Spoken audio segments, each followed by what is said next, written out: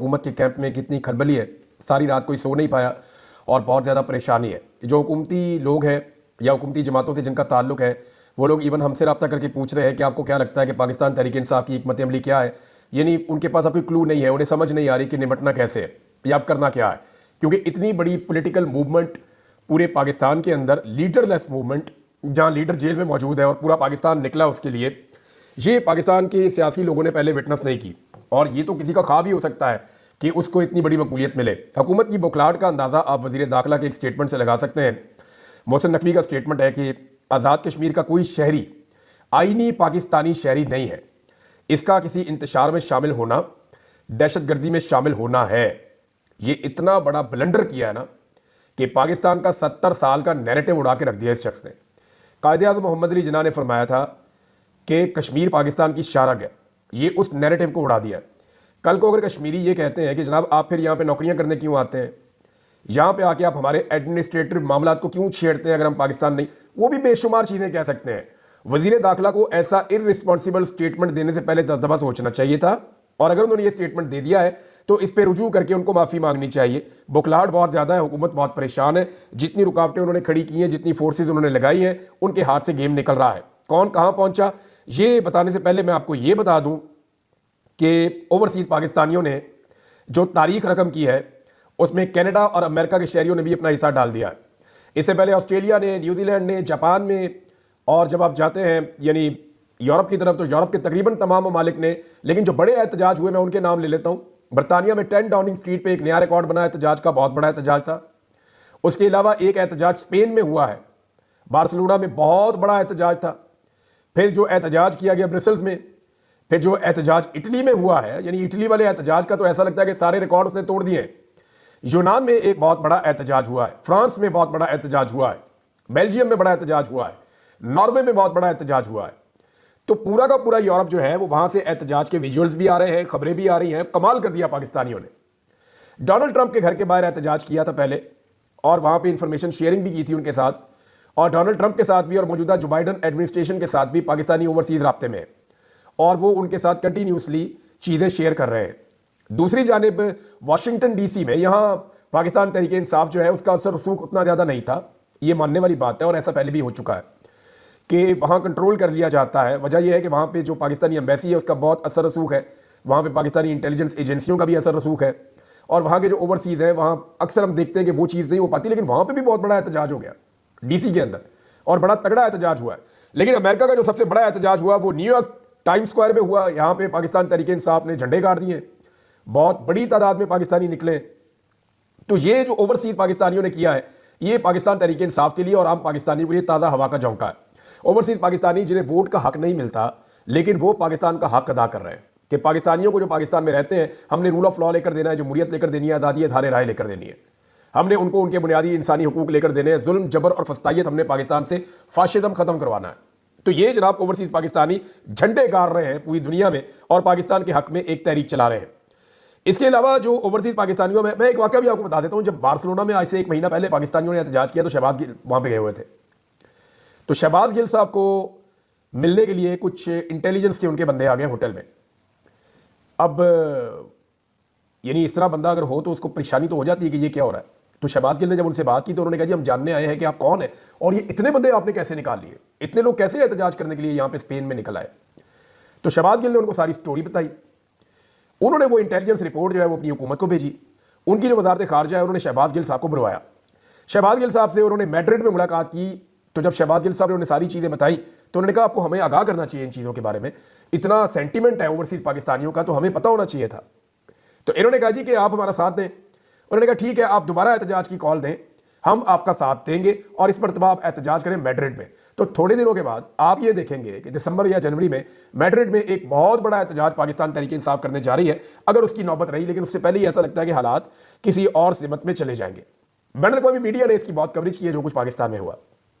पाकिस्तान में क्या हुआ अब तक, कौन कौन कहाँ कहाँ पहुँचा, किसने जिम्मेदारी अदा की और कौन लोग नाकाम रहे, ये सारी चीज़ें मैं आपको अब अगले 5-10 मिनट में बता दूंगा।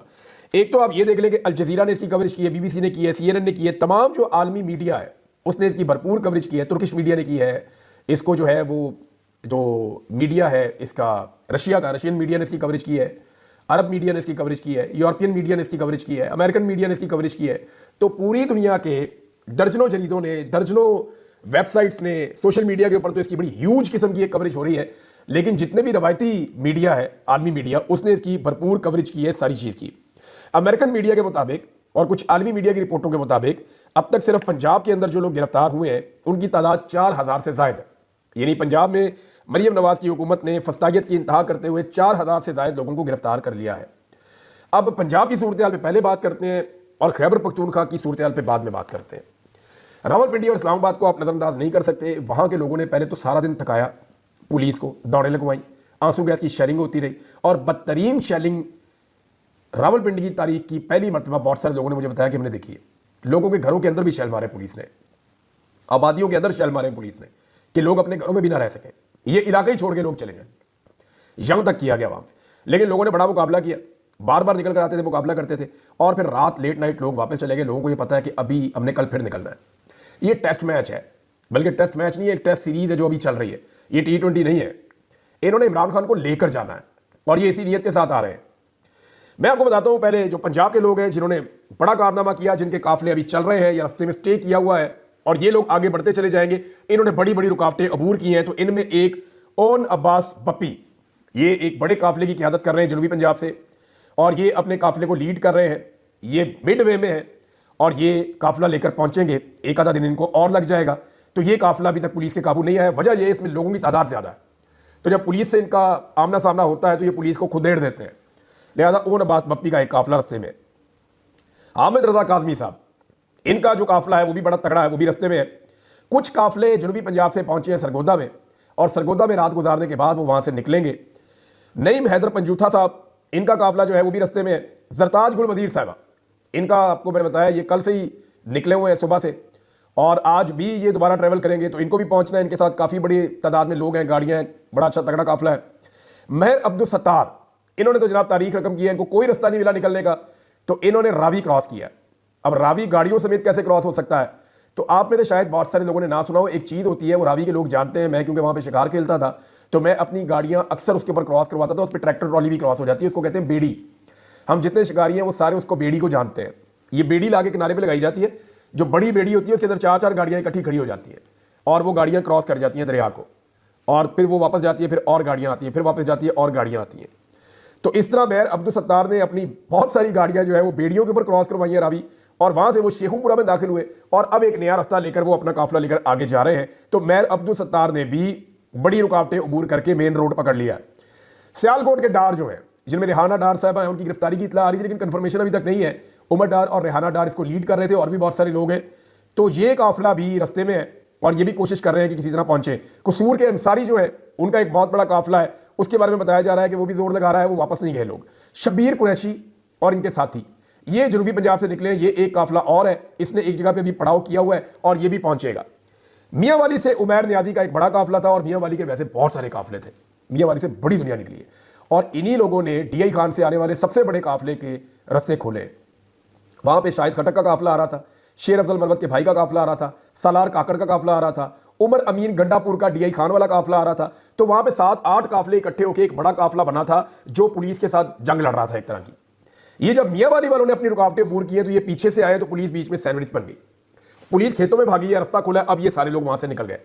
रास्ते में 2 रुकावटें और थी, उनको अबूर करने के बाद इन्होंने फतेह जंग इंटरचेंज अभी क्रॉस कर लिया जब मैं वीडियो रिकॉर्ड कर रहा हूं और ये इस्लामाबाद से कोई 15 किलोमीटर पहले पड़ाव डाल के ये काफिला खड़ा है।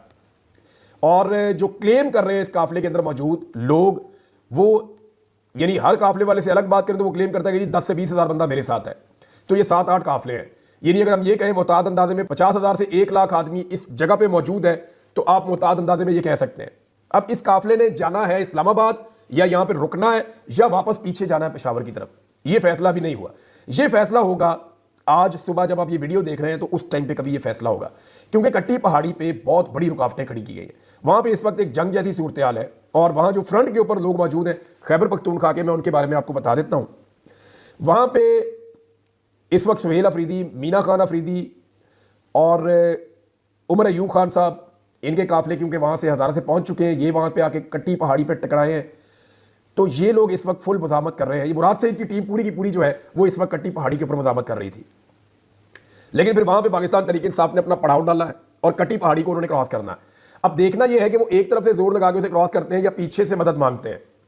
अटक से जो लोग निकले हैं उन्होंने सारा दिन मोटरवे पे कब्जा रखा है, पुलिस को भगा दिया था उन्होंने। अटक का डीपीओ लोग ढूंढते रहे, वो नजर ही नहीं आया। अब ये जो अटक से लोग निकले हैं ये वापस अटक में ही अपने घरों में चले गए और वो ये कह रहे हैं जी हम दोबारा निकलेंगे। जुल्फी बुखारी साहब की जो फैमिली है, जो यहाँ पे उनके कजन्स हैं, जो उनके बाकी रिश्तेदार हैं, वो यहाँ पे बड़ी ज़बरदस्त उन्होंने लड़ाई लड़ी है।